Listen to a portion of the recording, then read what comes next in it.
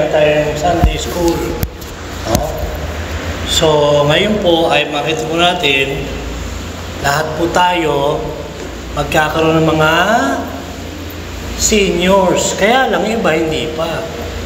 Di ba? Amen? Amen. Pwede ba tumayo lahat ng mga seniors? 60 above. Pwede ba tumayo? Tumayo na lang muna. Pwede ba tumayo? Ako, 60 ako eh. Sige po, tanda. Tumayo na lang muna. 60 na rin pala dito. O, sino ba? Ha? Sino ba? Wala. Okay? O, sige. Pwede po ngayon bumaba. Amen? Pwede pong maupo. Now, ngayon po, huwag niyong sayangin dahil hindi tayong lahat, magiging senior din. Tama ba? Amen? Hindi pa lahat. Pero, isip po natin, lahat magkaroon ng mga seniors. At ngayon po, sinasabi po rito, is the concept of the retirement application to the kingdom of Yahweh. Hindi po kingdom of Jesus Christ.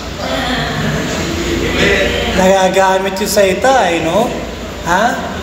Nagagamit mo salita. Pero tama po talaga yung kingdom of Yahweh. Sabi dito, we may rightly retire from the secular jobs, what above, or service in the church.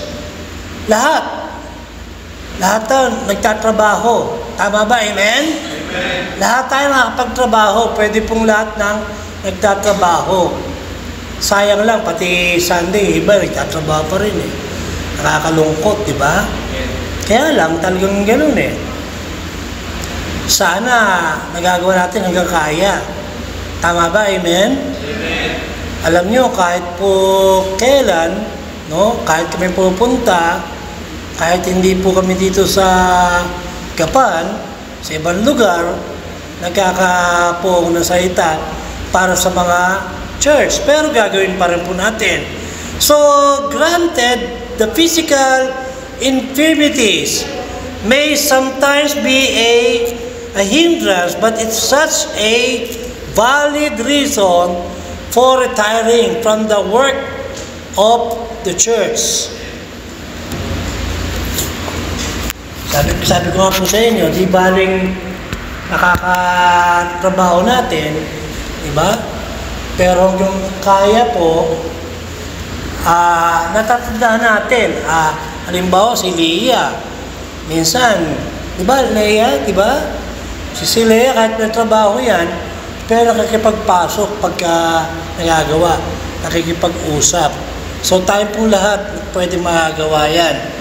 Kaya tayo po na, sabi nga po rito sa Psalms 92 verse 12 to 15. Basahin, sabi po ito sa Psalms 92, 12 to 15. Sabi po rito, the righteous shall flourish like the palm tree that shall grow like a cedar of Lebanon.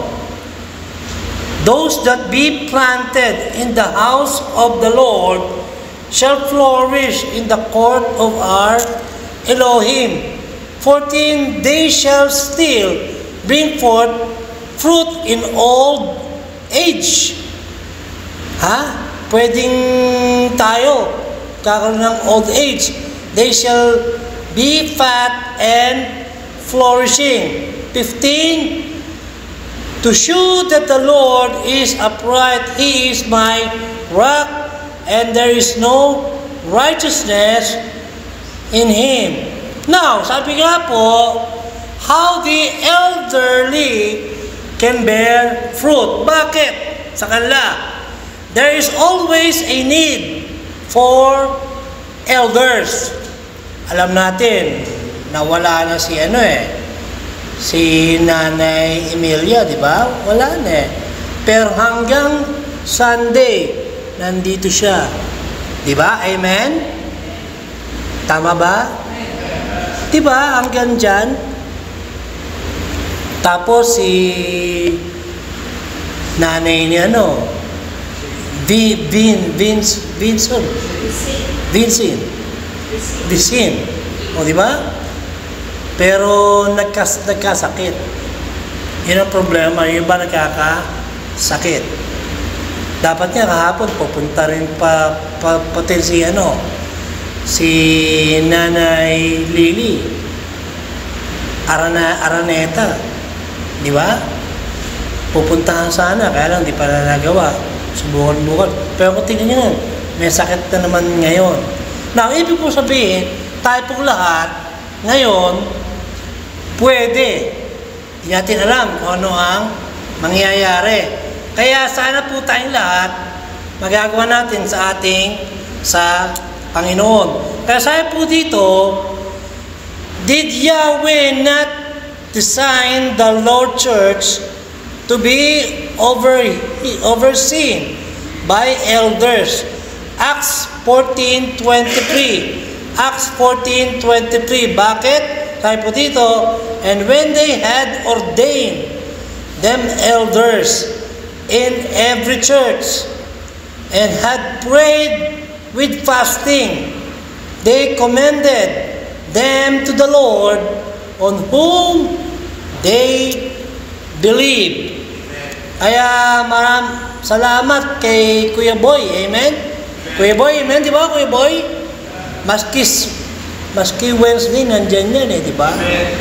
Kahit paano magagawa niya. Di ba? Ano ba lang yan?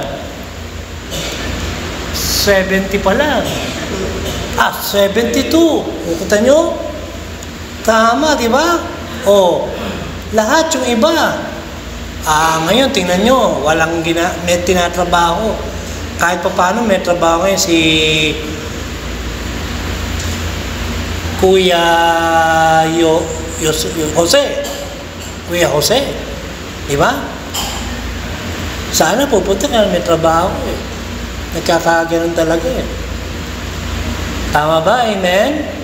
Pero gustong-gusto niya. Gustong-gusto niya pumunta sa church. Kaya lang may ginagawa, may trabaho talaga Tama po ba? Amen? Kaya kung meron po tayong magagawa, sana wag po nating hihintayin kahit po sila wala. Dito po sa Titus 1:5-9.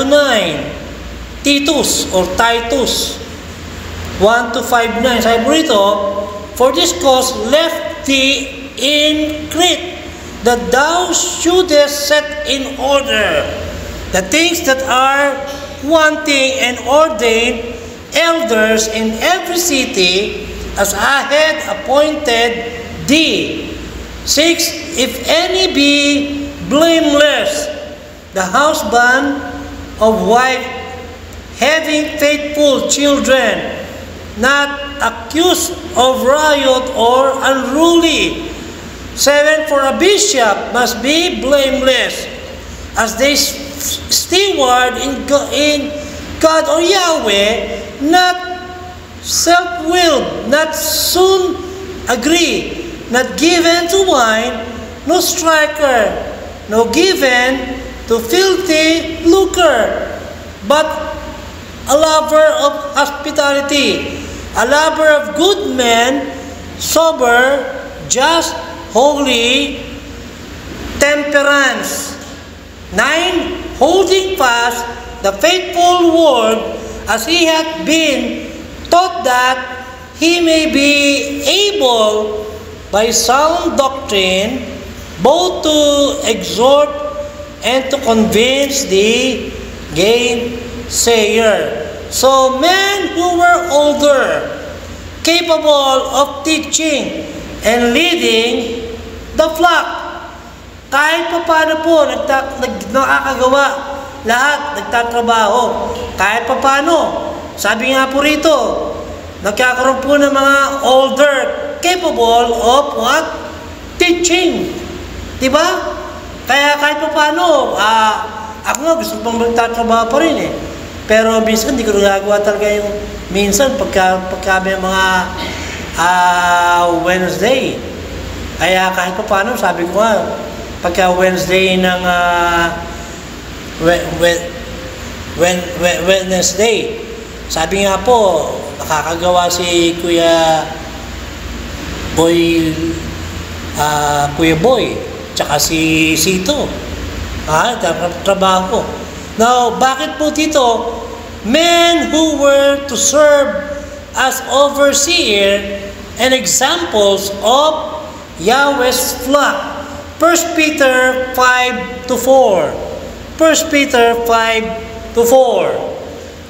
Sabi po rito, the elders which are among you, I exhort, who I am also an elder and a witness of the suffering of Christ, and also a partaker of the glory that shall be revealed, to feed the flock of Yahweh, which is among you, taking the oversight thereof, not by constraint, but willingly, not for filthy lucre, but of a ready mind, neither as being lords over God's heritage, but being ensamples to the flock. And when the chief shepherd shall appear, ye shall receive a crown of glory, that fadeth not away.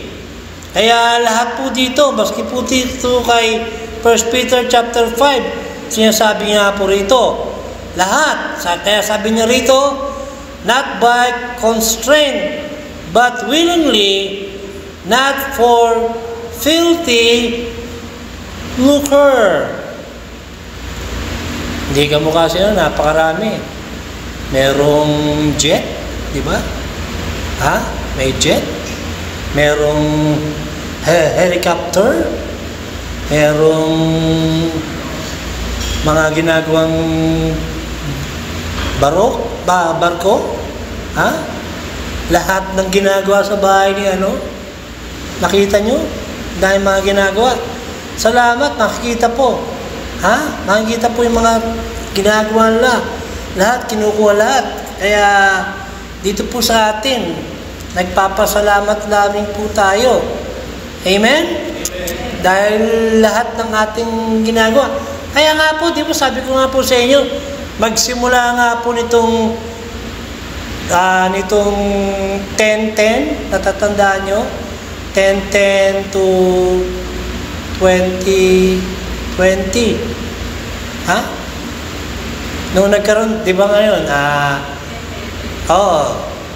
Ngayon, 10-10-24 ngayon eh. Di ba? Naging 24 eh. Dati, ilang years na ba ngayon? Over 10 years, mahigit. Ha? 14 years na. Mga minamahal, tingnan nyo. 14 years, after po ng 14 years, nung ginagawa po natin tungkol sa ating Panginoon, di ba dati nagkaroon natin tithes natin? Tama? Tithes lang, tithes. Pero ngayon, ginagawa natin. Tama ba, amen? Amen. Wala na, matulong tithes, pero na, bigyan ng bigay. Okay ba? Hindi dati. Lahat ginagawa. Kaya nga po, tingnan nyo, yung iba, ginagawa. Pero tayo kung anong kinagawa, kung anong Panginoon, gawin. Kaya nga po, sabi nga po rito, yet many male members, lahat ng male members seem to retire from active service in the church. About the same time, they retire from secular works. So, kaya nga po kahit paano ginagawa natin yung ating mga male members, kaya ginagawa. Tama ba? Amen? Amen. Alam nyo, tingnan nyo, sorry po sorry, dahil after 35 years na ako Kaya lang, talagang nagkakaroon ng problema sa aking ano nga bang tawag ko? Kung bakit aking salita? May tawag May sinatawag kung bakit yung pagkakaseta. Ha? Yun ang kulang Lahat, gano'n lang talaga. Bakit? Nagkaroon nga ako naman Naano ako Diba?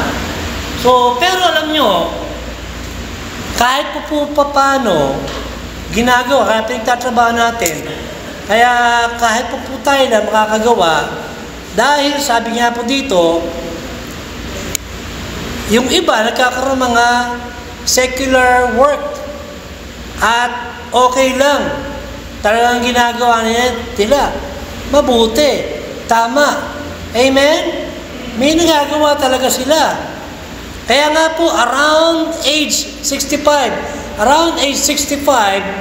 which is rather young compared to others. Alam nyo, kahit gusto natin o hindi, kahit nandiyan sa mga ginagawa sa government, di ba? Kung nagkakatrabaho ng government, kamukha ng aking Kuya Perry o Kuya Efren. Natatandaan nyo, Kuya Efren? Nakapagtrabaho dyan sa custom. Natatandaan nyo? Di ba? Pero nung 65, kahit gusto mo, tinatanggal mo sa table. Di ba? Tinatanggal sila na Tama? Gusto mo o hindi, pag nag-65, talagang mag-retirement. Tama ba? Pero tayo lahat, magkakatrabaho pa rin eh. Tama? Pwede pa rin. Amen? Tingnan niyo si President Bongo. President eh. Kahit pa paano eh. Kaya tayo lahat, nakapagtrabaho eh. Pwede pa rin eh. Diba? Si President Duterte, diba?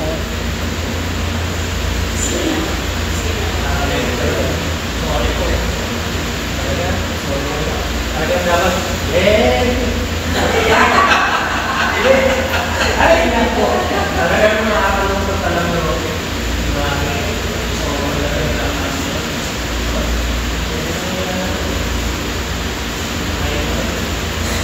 Kaya, sabihin nga tayo, kasi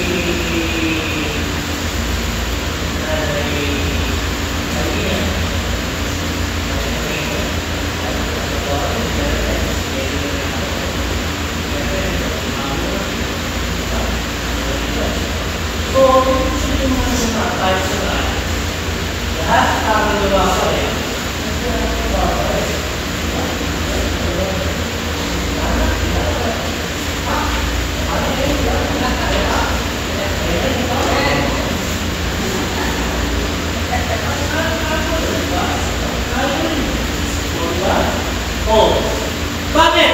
Sabi niya po rito kasi, dito nga po, sabi nga po dito, kahit po lahat, kahit mag 65 tayo, talagang gano'n makakatrabaho pa rin. Meron pa rin retirement, no? Kahit retirement, nagkakatrabaho pa rin. Tama ba, amen? Amen. Itong aking asawa, magsi-65 na rin yan. Di ba?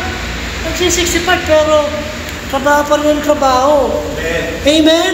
Amen? Ako nga, matutulog na. Katrabaho pa rin. May ginagawa eh. Ganun talaga. Pero sabi po rito, kaya nga po dito, just when they might be useful to the Lord, they are retiring. If unqualified to serve, why not spend a few years growing and developing the necessary qualification, if possible, and then serve. Kaya salamat niya, di ba, si Ate Lolet. Amen? Nag-70 na siya. Pero ilan? Kahit maging 90, 100, okay naman, di ba? 101, parang kababayad ng nagbabayad sa atin, mga government. If unqualified to serve, they not spend a few years. And then, many young men, sino mga many young? Joshua, many young ka ba? Many young ba matanda? ka. Sumasagot hindi. Sumasagot hindi. Ang hihinga naman, sumasagot hindi. Sumasagot ka ba? Yang meron. Ayaw ko mag-ganyan, minsan try ko. Nakasiguro. Ay nga. Sabi ko nga, yang men. Halika nga. Halika nga. Yang men ka ba? Malakas? Ano? Oh! Oh! Oh! Talaga oh. Napakahingi talaga oh. Parang ano eh. Parang tamad eh. Tamad ka ba? Ha? Tamad ka ba? Hindi tamad pagkaganyan eh. Now, sabi ko rito oh. Many young men who want to prepare themselves in just couple of years. O, kita mo, minsan makakapag-preach ka na rin. Dapat, kaya lang, walang ginagawa eh. Kaya sabi po rito, lahat magkakaroon ng couple of years.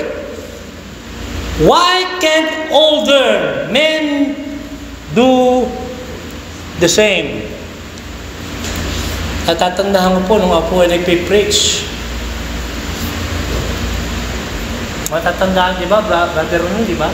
Natatandaan mo, Brother Ronnie? No? Ronnie, Brother Ronnie. Amen, di ba? Tingnan niyo ako. Ganun niyo ko dati. Bata pa eh. Bata ka. Di ba? Bata ka ako nun eh.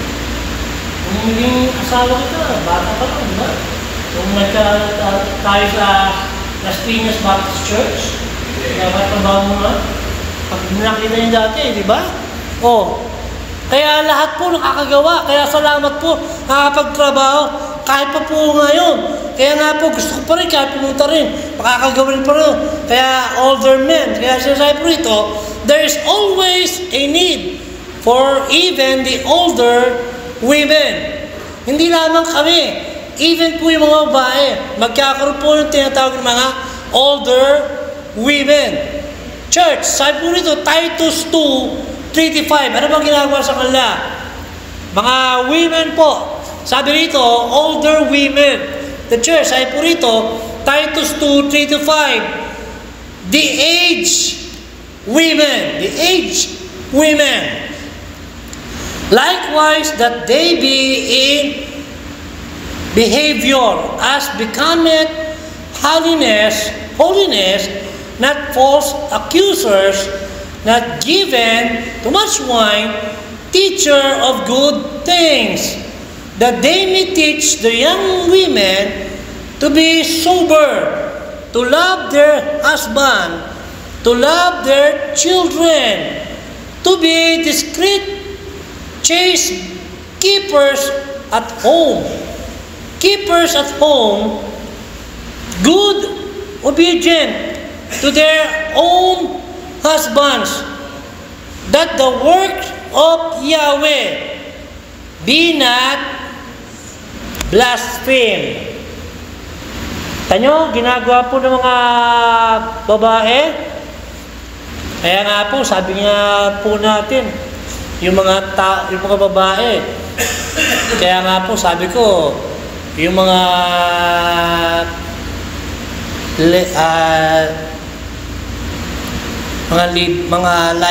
libre. Mga babae. Tingnan nyo, sabi po rito, to be discreet. Bakit daw? Chaste, keepers at home. Makakapag-trabaho sa kanila. Maging even mga bahay. Nagagawa po rin po nila para sa kanila. Kahit pa paano. Hindi ibig sabihin, walang mga ginagawang mga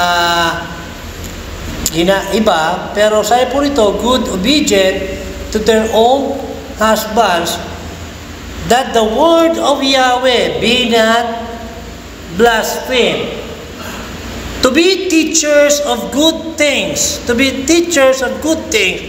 especially to teach the younger women. Tutulungan nila the younger women how to love their husbands, love their children, be good wives and homemakers. Lahat, kahit po yung mga ginagawa para sa mga kanilang mga anak na mga babae. Ha? Kaya nga sabi niya, love their children, be good wives and homemakers. Sadly, many women stop teaching when they reach the age they are commanded to teach. Don't feel qualified to teach, then prepare yourself. And then sinasabi rin po dito, commit yourselves to study and learning Yahweh's word, and in a short time, you will be more than prepared. So, kaya po yung mga anak, open yung pino, kahit pa paano,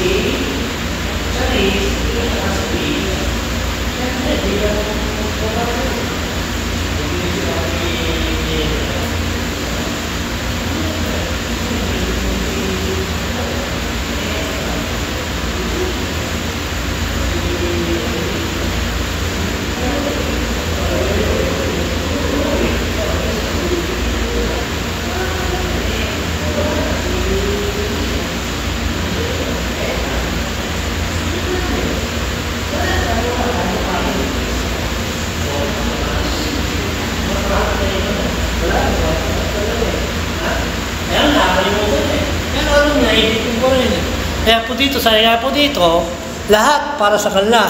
Kaya po, there is always a need for service. Then elders. Elderly can provide some examples. Sabi ko rito, hospitality and benevolence. Many elderly are financially secure, able to do what many younger families cannot.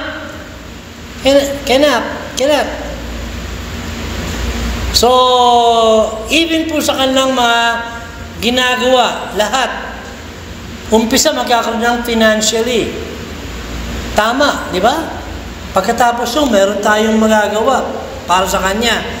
Kaya po sinasabi rito, edification and evangelism.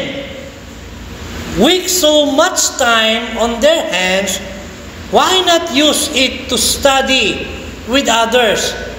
Even the most infirm can do things like. Kaya lahat po, yung iba kahit pa paano, nakakapag-magagawa sa iba. Kaya lahat tayo may magagawa.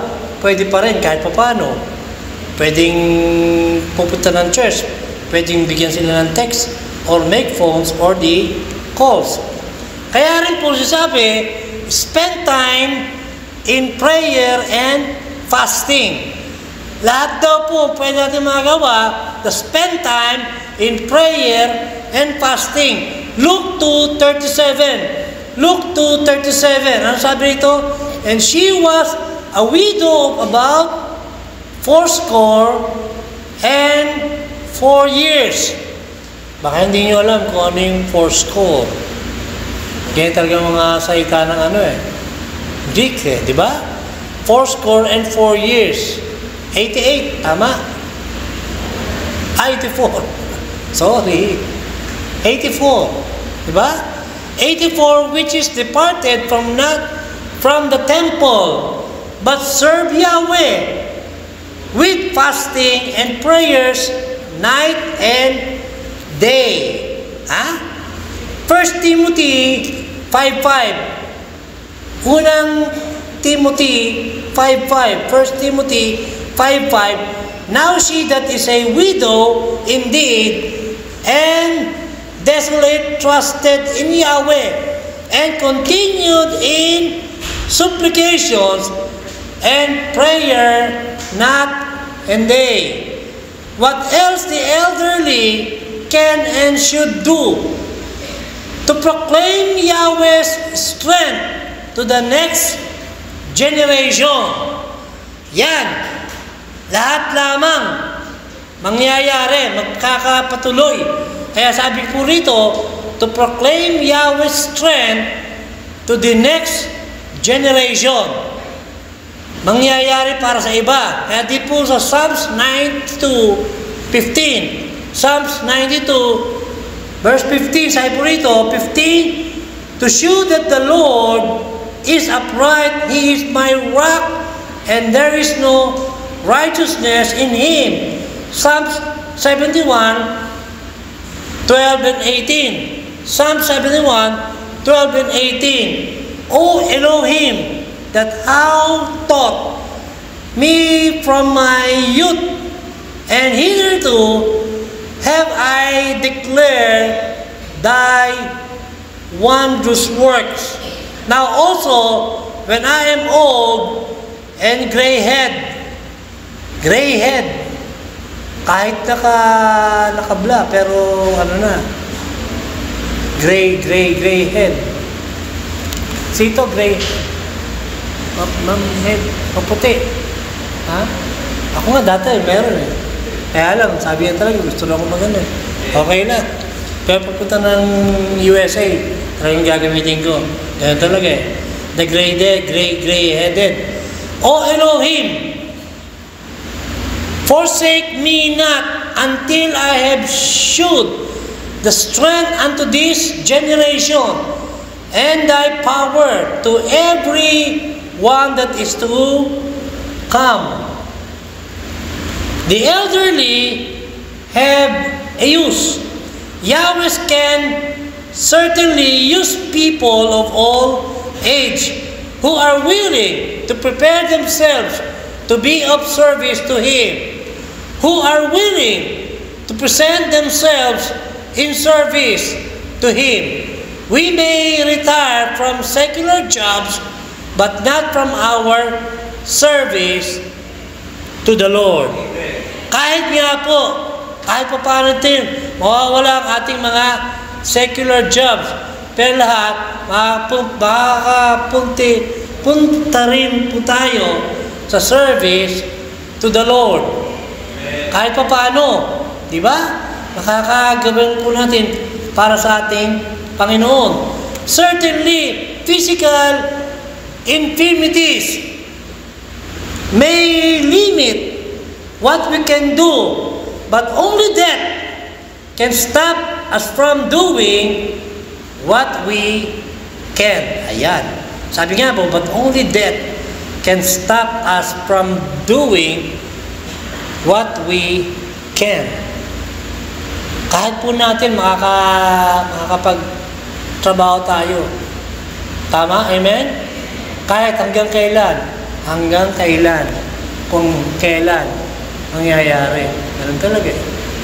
Tama? Di ba? Amen ba? Amen. Hanggat makagawa natin. Ganun talaga.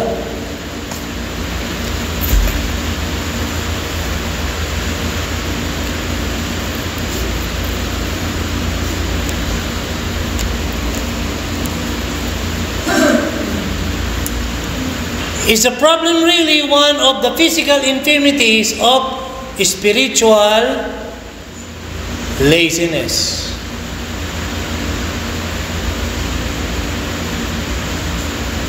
Pwede pong magkakaroon tawag na physical infirmities.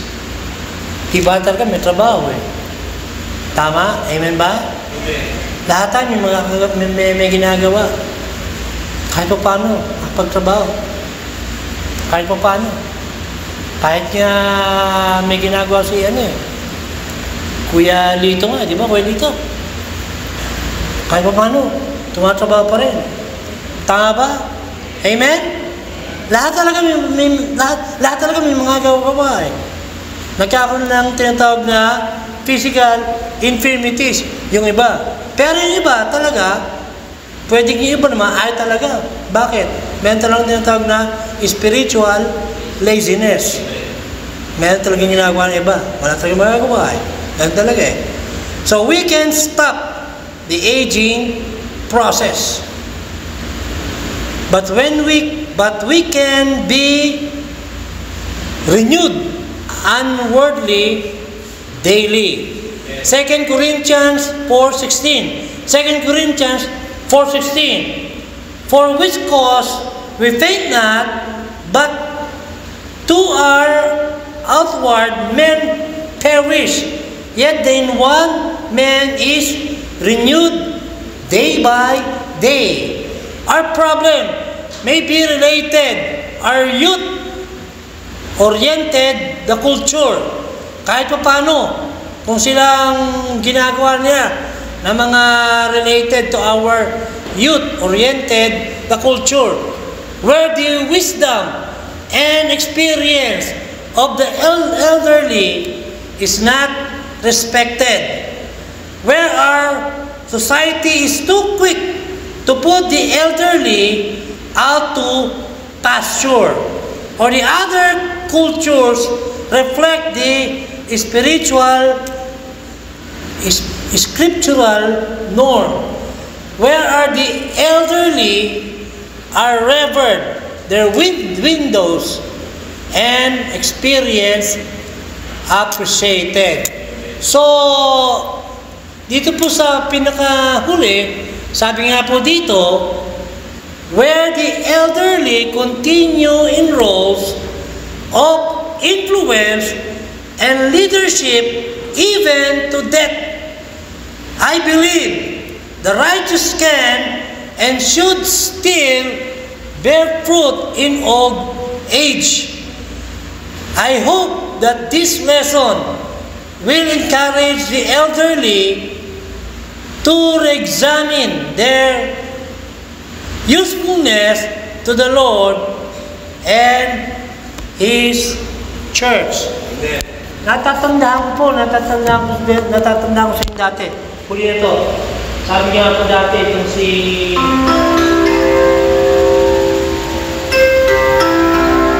Lolo.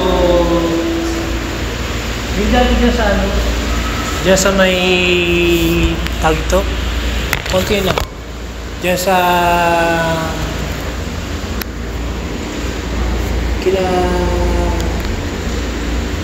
namatay si Julie. Ito sa sabihin 92, 94. Sino ba? Yung lolo na yun. Di ba? Pangalan. Ano ba? Nakalaman pa ka. Di ba? Kahit paano? Nagkaganda na kahit paano. Kaya salamat po tayo sa trabaho ng ginagawa po natin. Kahit paano, magagawa po natin sa ating Panginoon. Amen? Amen. Kaya nga po, magagawa po sa magawa po rin po sa Kanya. Ganun talaga eh. O, tingnan nyo si Daddy, di ba? Si Daddy. Dati, Romy. Oh, tignan mo, siya, 86? 86? Yun yun. Kahit pa paano? Oh. Eh, ako nga 60 lang, pero may mga masakit yun eh. Ganun talaga eh. Kaya kahit mga gawa. Amen. Amen? Amen. Tama.